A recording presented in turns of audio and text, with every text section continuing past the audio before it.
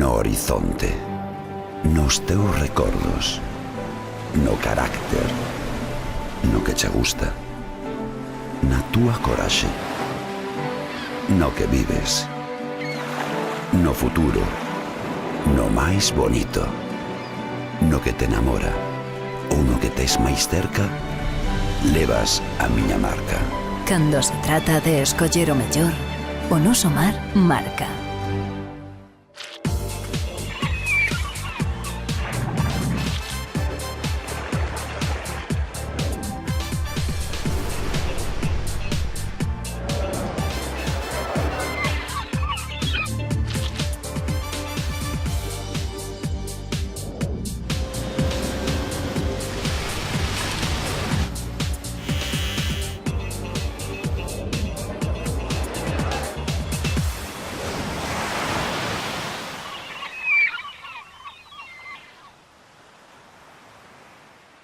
A Garda Civil investiga a un veciño de Ribeira por un presunto delito de falsificación no rexistro dunha embarcación.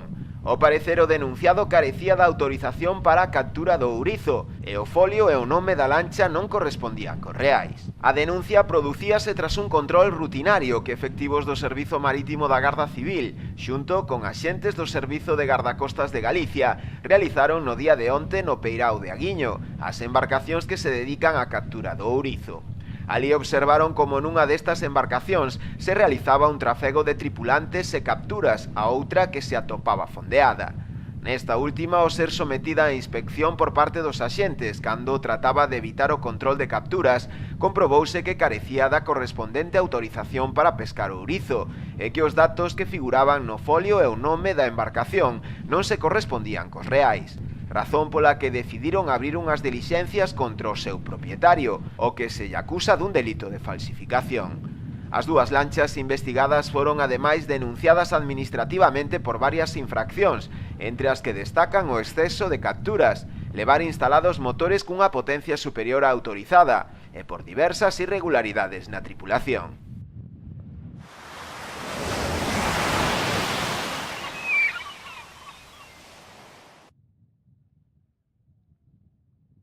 Os mariscadores de Noia colgaron esta mañá os apeiros de traballo ata a próxima campaña, que abrirá entre setembro e outubro.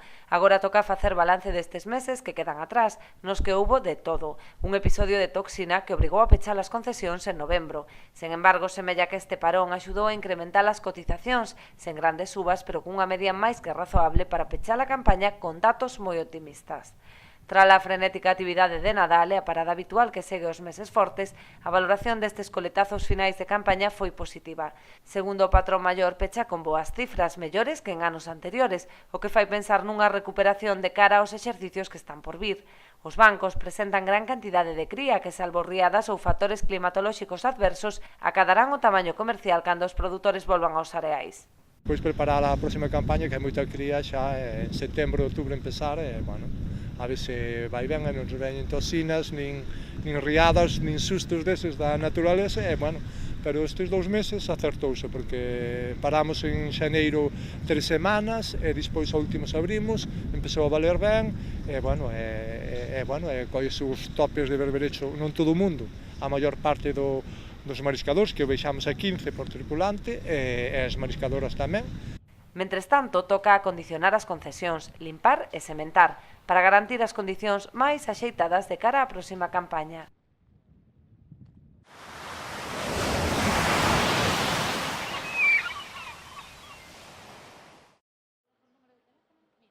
A prioridade está clara, acelerar o máis posible o proceso de eleccións para elixir a nova presidencia da Confraría de Carril, un proceso forzado pola dimisión en bloque de máis da metade dos integrantes da Xunta Xeral, que acusaban o anterior patrón de manter unha actitude ditatorial. A presidenta da xestora asegura que o primordial é volver á normalidade canto antes e agarda poder convocar eleccións a próxima semana se non hai reclamacións. Pois mira, nós contamos desde onte que se formalizou a xestora de 10 días para poñer encima da mesa o inicio de todo o proceso. E logo despois, bueno, hai 15 días para que resolva unha parte, tes recursos, tes que xente que poida decir, pois non estou no censo, o censo hai que verificalo, teno que verificar a Consellería do Mar, se hai algún tipo de reclamación de algunha persona que se queira presentar e non poda, que haya unha reclamación sobre eso, decir, eso xa é cuestión de como vaya salindo o proceso en sí.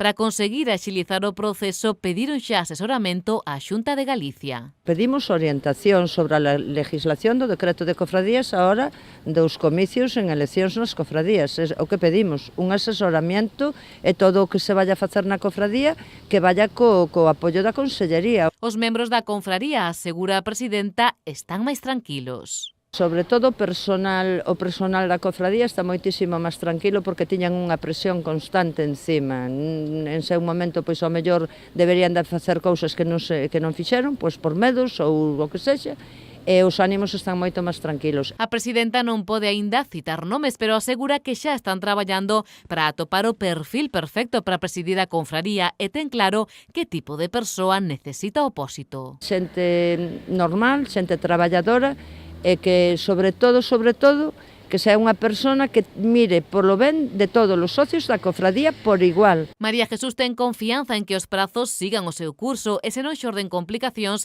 a finais do mes de maio a confraría conte cun novo presidente ou presidenta. Mentres non chega ese momento, hoxe, primeiro día no posto, tiña claro que a prioridade era actualizar os pagos pendentes e niso traballou durante todo o día de hoxe. A xente a partir de mañán terá os que van por banco o ingreso feito e os que cobran talón podrán pasar pola cofradía a recollelo. Temos o que queda de mañán, estaban autorizando firma e a tarde tamén abre o banco, o sea que temos tamén a tarde para poder tal, o sea, a xente vai a cobrar.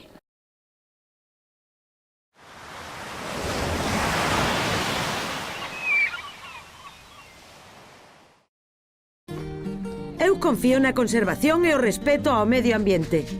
Eu confío na pesca de boixura artesanal e selectiva. Eu confío no traballo feito con esmero e agarimo. Eu confío no mellor sabor e na máxima frescura. Confía na calidade e busca este distintivo. Pesca de Rías, de onde senón.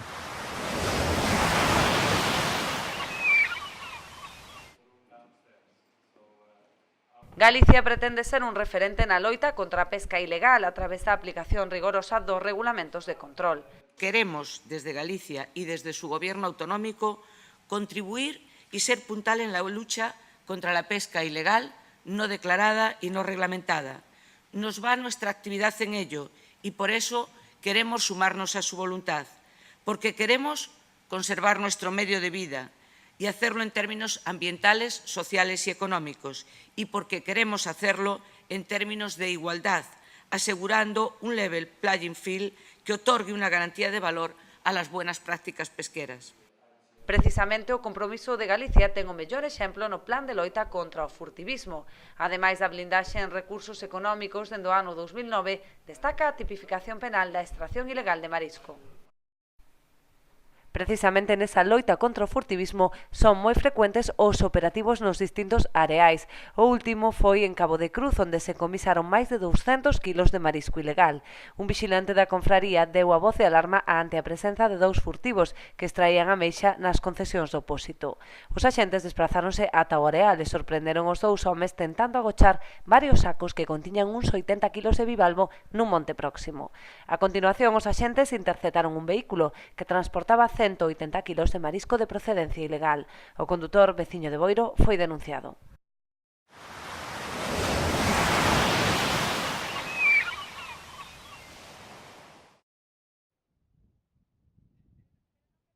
As analíticas remitidas por Augas de Galicia confirman a presenza de elementos tóxicos, especialmente cadmio, que superan os límites legais no rego de Sanfinx. Este informe ven constatar o risco de contaminación que xa denunciaran no seu día tanto a Asociación Ecoloxista ADEGA como o BNG. Estiman que se está a verter 1 millón de metros cúbicos anuais procedentes das galerías inundadas. Se mida os niveis de metais pesados a pé de mina ou 1500 metros abaixo, como tanto se mataban vivos en decir que era onde había que tomar as mostras, está claro que aí nese río non hai absolutamente nada de vida, nin o vai haber mentras as verteduras de metais pesados sigan indo deste mesmo xeito, que é como toda esta xente pretende decirnos que está ben. Non simplemente decimos que a actividade pódese facer, pero non verter as augas deste xeito. O sea, unha cousa non é incompatible ca outra de ningún xeito, solamente que, a parte dos residuos, hai que tratala como ten que ser.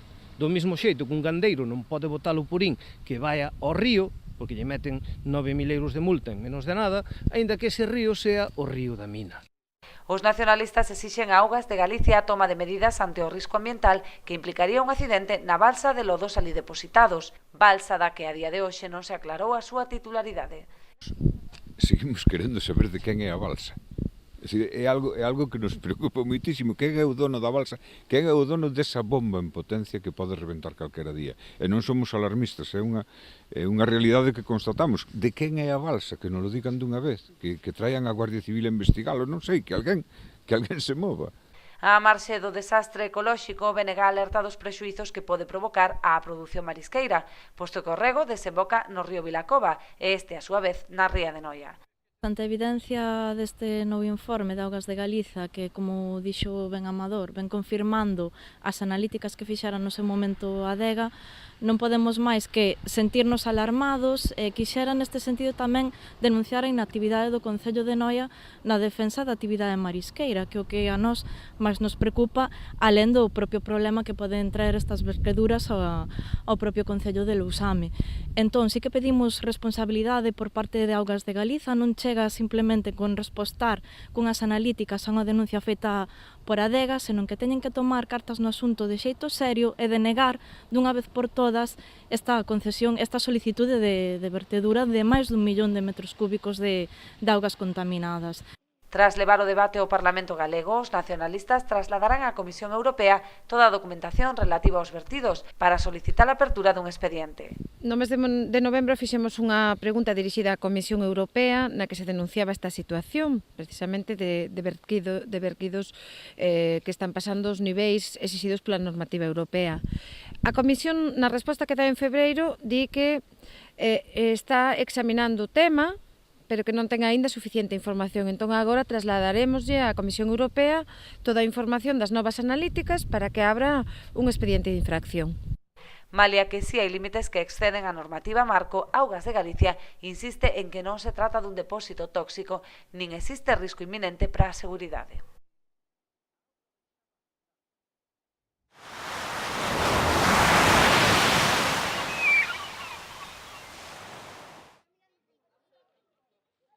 Máis dun 100 de cativos de Rianxo coñeceron un pouco máis de preto a figura de Ánxeles Alvariño, muller, galega e científica, que se converteu nun dos principais nomes da oceanografía a todos os niveis. A través dun conto e dunha proxección audiovisual, os nenos realizaron un percorrido polos seus numerosos descobrimentos. Unha científica.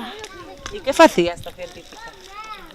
Estudiar as criaturas nunca vistas do mar. Nos explicaron que existían uns bichiños que eran máis pequenos que as hormigas. Esta xornada celebrada no Centro Rural Agrupado de Rianxo enmárcase no ciclo de actividades organizado polo CRA sobre persoeiros ilustres. Entre os seus principais obxectivos destaca o de divulgar a ciencia entre os nenos a través de actividades lúdicas. Para nenos tan pequenos é todo a través a nivel moi manipulativo, moi visual, e entonces, por exemplo, temos na biblioteca por dentro, temos fotos das mulleres científicas galegas, puxemos as cousas que fixeron, é dicir, eles todo o que sea máis visual, e o conto, por exemplo, o proyectamos na pizarra, e a nivel sempre moi manipulativo, e eles responden moi ben, con experimentos e vendo as cousas, lles gusta moito. E, bueno, que a veces pensamos que os nenos non entenden moitas cousas e sí que entenden moito, é máis do que nos pensamos e asimilan moi ben. Así, os experimentos realizados no laboratorio despertaron o interese e a curiosidade destes pequenos científicos en potencia. Experimentos con burbujas. Estamos haciendo un volcán de xabón e despois con agua. E botábamos nun líquido e salía espuma. Que poñíamos a man e poñíamos agua na man e despois poñíamos un xabón, así un líquido, e despois poñíalos lume e saltaba, non notábamos nada. Que fixamos un volcán. Está só líquido en agua, que me van de color, que nas botas en cada agua. E cando se xades maiores, que queredes ser? Científicos? Científicos. A xornada rematou cunha nova edición do programa Ponlle as pilas ao teu bocata, promovido pola Consellería do Mar, co obxectivo de fomentar hábitos de vida saudables a través do consumo de produtos pesqueiros dende a infancia.